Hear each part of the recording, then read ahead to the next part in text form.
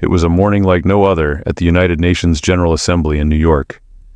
Delegates from around the globe bustled through the grand halls, their minds fixed on a growing list of pressing global issues: food insecurity, climate change, and international cooperation. Yet, amidst the parade of familiar political faces, one unexpected figure stepped onto the world stage, a young leader from a nation often overlooked in the corridors of global power. Ibrahim Traoré, the youthful and poised president of Burkina Faso, took the microphone with a quiet confidence. The room used to speeches from superpowers paused to listen. What followed was not just a national declaration, but a powerful call to reimagine the continent of Africa, not as a recipient of endless aid, but as a source of self-driven solutions. Ladies and gentlemen, representatives of the nations of the world, he began his tone, calm but unwavering. I would like to share an initiative we are implementing not only to transform our country, but to redefine the relationship between the people of Africa and the rest of the world. With those words, Traoré ignited a global conversation. For decades, Africa has been defined in international discourse by its dependence on foreign assistance, well-meaning, often life-saving, yet rarely empowering. Programs such as USAID have provided vital support, but they have also been entangled with political conditions and a subtle reinforcement of economic dependency. What if that cycle could be broken? What if a nation like Burkina Faso, landlocked, often dismissed, could set the tone for a new chapter? Traoré's proposal was radical, yet refreshingly practical. A rice production program titled Rice for All aimed to not only feed his own people, but to export rice to neighboring West African countries, replacing food aid with regional trade, replacing dependence with dignity. It was a statement that resonated far beyond agriculture, about reclaiming agency.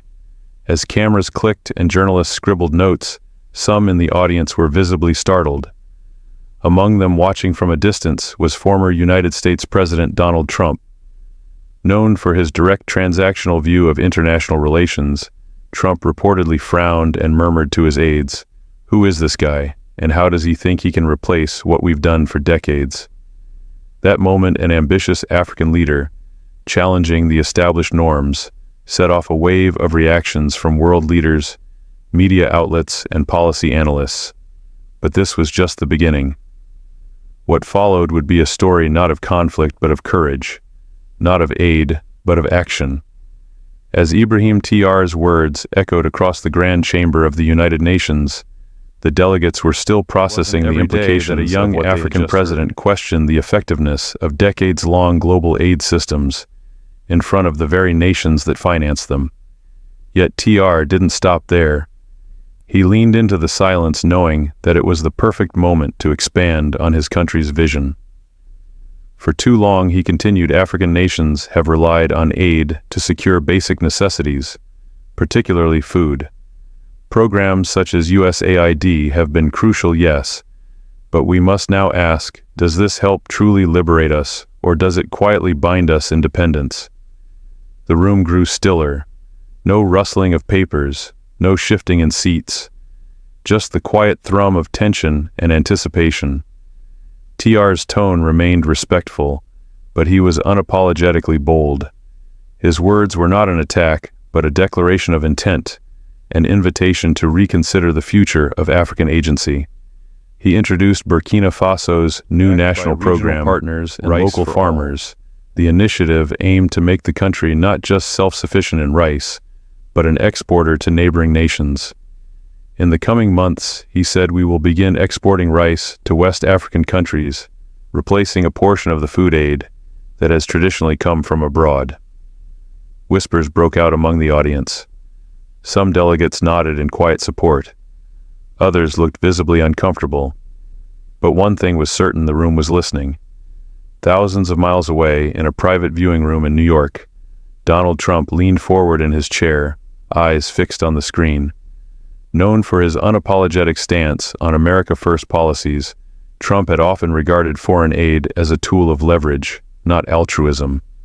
Hearing a country like Burkina Faso boldly propose to phase out reliance on American food assistance was more than unusual, it was provocative. "Who is this guy?" he asked. He turned to his gesturing toward the young leader on the screen. "Does he think he can just replace something the United States has built over decades?" One advisor spoke cautiously. "Sir, it's not about replacing us. It's about promoting regional self-sufficiency. He's proposing a local solution to a local problem." Trump wasn't convinced. To him, TR's speech was a direct challenge to American influence in Africa, a continent where the United States had spent billions in development aid. "This is not how it works," he muttered, visibly irritated. "We've helped these countries for years. They don't just get to walk away." His response was swift. Within hours, he convened a strategic meeting, instructing his team to draft plans to reinforce U.S. presence in Africa through expanded food aid, infrastructure investments, and media outreach. He wanted to remind the continent who the real benefactor had been. News outlets Meanwhile, from Europe to Asia began dissecting every word. International commentators praised his courage. Social media buzzed with hashtags like Africa Can Lead and Traore Rice for All. TR had struck a nerve and the world was reacting. Not everyone applauded. Some analysts questioned whether Burkina Faso, with limited resources and infrastructure, could realistically achieve such goals. Producing enough rice for export requires more than passion. It requires irrigation systems, roads, storage facilities, and a reliable supply chain, one economist remarked on a televised debate. But TR remained undeterred. His next press conference was packed with journalists, all eager to ask how he planned to overcome the odds. Standing before the cameras, he spoke with calm determination. "Yes, we know there are challenges," he said. "But we also know that challenges are meant to be overcome. We're already seeing results on our community farms. We're not asking for permission. Our production is increasing. We are building our future." It was a statement not just of ambition, but of ownership. TR had made it clear Africa was not waiting for change, it was creating it. The announcement of Rice for All was more than a speech, it was a blueprint for transformation. Across Burkina Faso, the seeds of TR's vision were already beginning to sprout both figuratively and literally. In the weeks following his UN address, tractors rumbled across newly prepared fields, community farms buzzed with activity, and a growing network of agricultural cooperatives began to take shape. At the heart of this ambitious initiative was a simple belief that Burkina Faso could feed itself and others without foreign aid. TR's administration invested in improved irrigation systems, drought-resistant rice varieties, and accessible training programs for local farmers. What made the project unique wasn't just the technical infrastructure, but its grassroots mandate. It was a people-powered movement. One of the clearest examples of this impact came in the form of a young man named Amadou. Born in a small rural village in the northern region of Burkina Faso, Amadou had once dreamed of becoming a teacher, but economic hardship forced him to drop out of school and work the family's dry and underperforming plot of land. For years, farming was a struggle: low yields, lack of modern tools, and a constant dependency on food donations. He often wondered if things would ever change.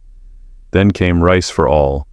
Amadou enrolled in one of the government's agricultural training sessions. There he learned not just how to plant more efficiently, but how to manage water use, reduce waste, and even analyze market prices. He discovered how composting and natural pest control could boost productivity without relying on expensive chemicals. Within a single harvest cycle, his family's rice producing enough to sell at local markets. During one of TR's follow-up visits to a community farm in Mali, the president met Amadou in person. "Mr. President," Amadou said nervously, clutching his cap, "thank you. I have a new chance now. I can dream of being someone again." TR smiled, placing a hand on the young man's shoulder. "You already are someone, Amadou, and you're proving that when people have the right tools, they can conquer the world." Amadou's story quickly became emblematic of the movement.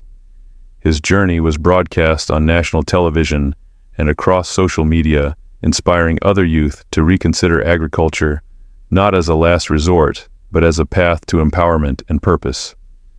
This shift in mindset was critical to the program's long-term success. Rice for All wasn't just about feeding people, it was about being profitable, respectable, and even innovative. The government sparked a wave of interest from young entrepreneurs who had previously fled rural life for cities or even for Europe. In schools across Burkina Faso, new curriculum modules were introduced to teach sustainable agriculture business literacy and food sovereignty. Farming cooperatives were incentivized through tax breaks and grants. International NGOs began to take notice, offering to provide technical expertise rather than direct aid. As more farmers joined the initiative, rice production in Burkina Faso soared. What was once a nation known for importing food was now signing trade agreements with neighbors like Mali, Niger, and Ivory Coast. Smallholder farmers were finally seeing profits stay within their communities instead of being siphoned off by foreign corporations or intermediaries. The program also prioritized women-led farms and marginalized communities, ensuring that the benefits of the rice revolution were widely shared. But perhaps the most profound change was psychological. For the first time in generations, farmers felt proud. They weren't surviving on handouts, they were driving a national transformation. And it all started with a speech, a bold idea, and the belief that Africa could do more than survive, it could thrive. The success of Rice for All in Burkina Faso did not go unnoticed.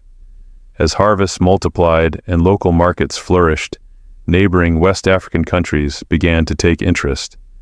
What began as a national food sovereignty program was quickly becoming a regional movement.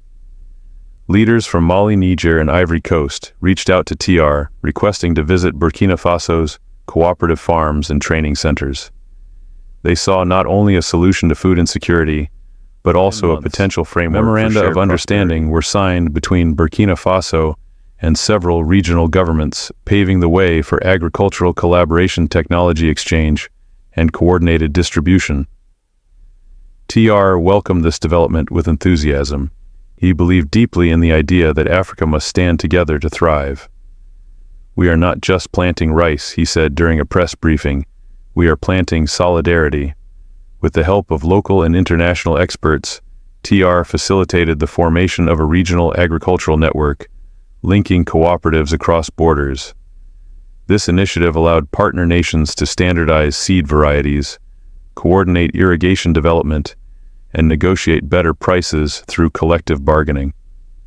Crucially, it ensured that the profits from rice production remained within African communities, empowering local farmers rather than enriching foreign suppliers. The movement's rapid growth triggered international headlines. Read one cover story in The Economist. NGOs and policymakers praised TR's pragmatic approach, calling it a potential model for other developing regions facing food insecurity and dependence. But not everyone was applauding.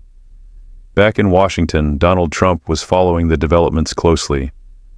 The former U.S. president, who had once scoffed at TR's ambition, now found himself watching a transformation unfold in real time. He requested an internal report on the program's impact and the potential implications for American influence in the region. To his surprise, the report was sobering. Burkina Faso had significantly reduced food imports. Young people were staying in the country instead of migrating. Foreign aid requests had decreased. Worse still, African leaders were citing TR's model as a new paradigm in development politics. Trump, one that didn't center on this shift firsthand, announced an unexpected visit to Burkina Faso. The media buzzed with speculation. Was he there to challenge TR, to offer a counter-proposal, or was this a rare moment of diplomacy? When he landed, TR greeted him personally at a modest airstrip. The two men exchanged firm but polite handshakes. "Welcome, Mr. Trump," TR said. "I hope this visit will be enlightening." Their day together was carefully planned, a tour of community farms, meetings with agricultural school students, and a stop at a food distribution center. Trump observed the efficiency of operations, the pride of local workers, and the obvious impact of the program on rural communities. By the afternoon, his tone had softened.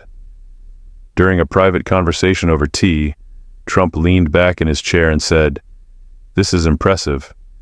But do you really think this can last without foreign support?" TR didn't flinch. We're not trying to replace anyone, Mr. Trump, and we hope others will do the same." It was a moment of quiet understanding. Trump, for all his bluster, recognized the authenticity of TR's mission. The younger leader wasn't anti-American, he was simply pro-African. Before leaving, Trump gave a brief press statement. "There's a lot we can learn here," he said. "These people are doing something real, something strong. I came here to understand, and I leave impressed." The visit marked a subtle but significant shift. For the first time, a Western power had acknowledged an African-led initiative, not as a threat, but as an example worth examining. As the sun set over the rice fields, TR stood beside Trump, both men silhouetted against the horizon. Two presidents, two worldviews. Yet for a brief moment they were aligned by something bigger than politics. The shared recognition that dignity, ambition, and sovereignty. Trump's unexpected visit to Burkina Faso, the Rice for All initiative captured even greater international attention. What had begun as a bold idea from a modest West African nation was now reshaping how the world viewed food security, foreign aid, and the role of local leadership in global development. International media outlets ran extensive features. Humanitarian organizations, once skeptical, began to shift their tone. The United Nations Food and Agriculture Organization praised the initiative as a grassroots model for sustainable food systems. Even The Guardian, often critical of populist approaches, hailed TR's pragmatic strategy as a rare fusion of vision and execution. But perhaps the most symbolic moment came just weeks later. On the 5-year anniversary of the Rice for All program, Burkina Faso hosted a celebration. Journalists gathered at an outdoor venue lined with colorful tents and proudly displayed sacks of locally grown rice. The air buzzed with music, speeches, and stories of lives transformed. TR took the stage to thunderous applause. His presence had evolved not just a national figurehead, but a continental inspiration. His speech was short but stirring. "When we launched this program, they said we were dreamers, that we were chasing illusions. But today we stand not as dreamers, but as doers. And our dream has become a harvest." He called Amadou, now a regional coordinator, training hundreds of young farmers, to the stage. Wearing a neat collared shirt and holding a small notebook, Amadou addressed the crowd with gratitude and pride. "Thanks to this program, I found not just a livelihood, but a purpose, and now I help others do the same." The crowd erupted in applause. TR embraced Amadou, whispering something only the sealed envelope handed to the master of ceremonies, marked with a red wax insignia. The letter was from Donald J. Trump. As the MC opened and read it aloud, silence fell over the gathering. "Dear President TR, you taught me something important. Leadership is not about who has the most money or the loudest voice. True leadership is about building solutions that last, solutions that empower people, not just governments. I didn't expect to learn that in Burkina Faso, but I did. And for that, you have my respect. Congratulations on what you've achieved. The world needs more leaders like you. With respect, Donald J. Trump." The crowd reacted with stunned admiration. A letter like that from someone who once questioned the legitimacy of the program was more than a personal compliment. It was a turning point. A global acknowledgement that the model TR had built was not only working. Countries in Southeast Asia and Latin America reached out to Burkina Faso's Ministry of Agriculture. They wanted to replicate the model. Training teams were dispatched. Partnerships were signed. For the first time in its modern history, Burkina Faso was exporting not just rice, but knowledge. And TR, he remained grounded. During a televised interview, he was asked about the letter from Trump. He smiled and said, "It means a lot. Not because it flatters me, but because it confirms that change is possible, even in perspectives." The interviewer followed up, "Do you think Trump has truly changed?" TR laughed gently. "I think we all can. When we stop defending the status quo and start listening to solutions, real progress happens.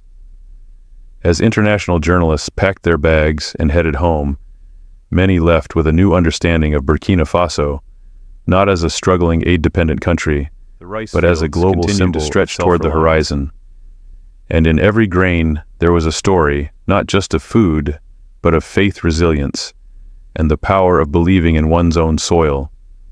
As the sun set over the golden fields of Burkina Faso, Ibrahim Traoré stood overlooking rows of rice, swaying gently in the breeze. It had been 5 years since he first stood before the United Nations, challenging the world to rethink its assumptions about Africa. What had seemed like a bold gamble had blossomed into a continental movement. But Traoré knew the work was far from finished. In villages across the region, the impact of the Rice for All program was no longer theoretical. It was visible, tangible, and transformative. Farmers walked with pride. Youths once disillusioned with rural life now took up agricultural leadership. Women-led cooperatives gained strength, feeding communities, and reinvesting profits into schools, not because of foreign aid, but because of local innovation. For Traoré, the numbers mattered. Tons of rice harvested, percentage growth in exports, thousands of jobs created, but what mattered more were the stories. The family that no longer went hungry. The schoolgirl who now brought lunch from her family's farm. The elderly farmer who said with tears in his eyes, "I never thought I'd see my land feed others."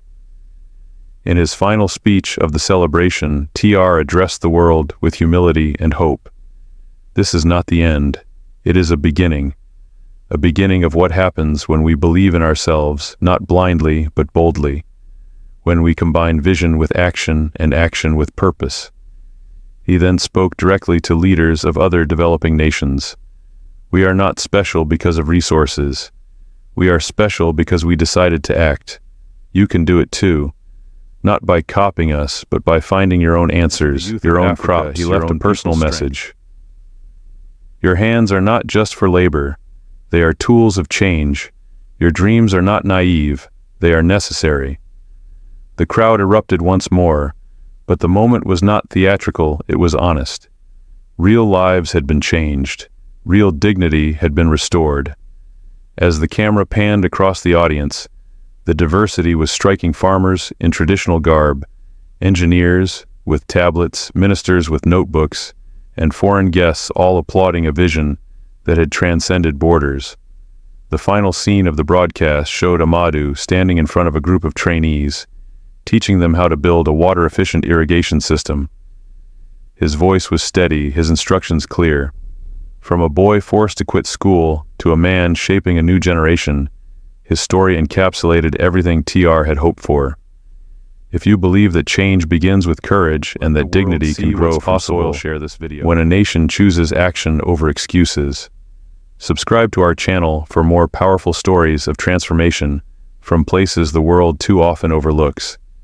Because inspiration doesn't just come from the powerful, it comes from the purposeful.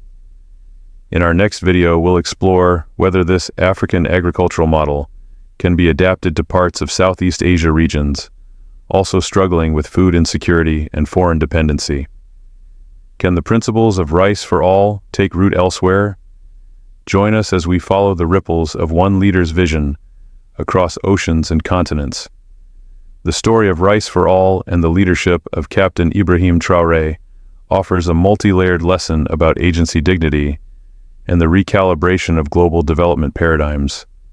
At its core, it is a case study in what happens when a leader dares to reject the entrenched assumption that progress in Africa must depend on Western assistance. At times, life-saving has also acted as a double-edged sword, reinforcing perceptions of helplessness and diminishing the continent's strategic autonomy. Traoré's bold stance challenges this very narrative and proposes an alternative that is both symbolic and systemic. Purposeful. In our next video, we'll explore whether this African agricultural model can be adapted to parts of Southeast Asia regions, also struggling with food insecurity and foreign dependency. Can the principles of rice for all take root elsewhere? Join us as we follow the ripples of one leader's vision across oceans and continents. The story of Rice for All and the leadership of Captain Ibrahim Traoré offers a multi-layered lesson about agency dignity and the recalibration of global development paradigms. At its core, it is a case study in what happens when a leader dares to reject the entrenched assumption that progress in Africa must depend on Western assistance. At times, life-saving has also acted as a double-edged sword, reinforcing perceptions of helplessness and diminishing the continent's strategic autonomy. Traoré's bold stance challenges this very narrative and proposes an alternative that is both symbolic and systemic.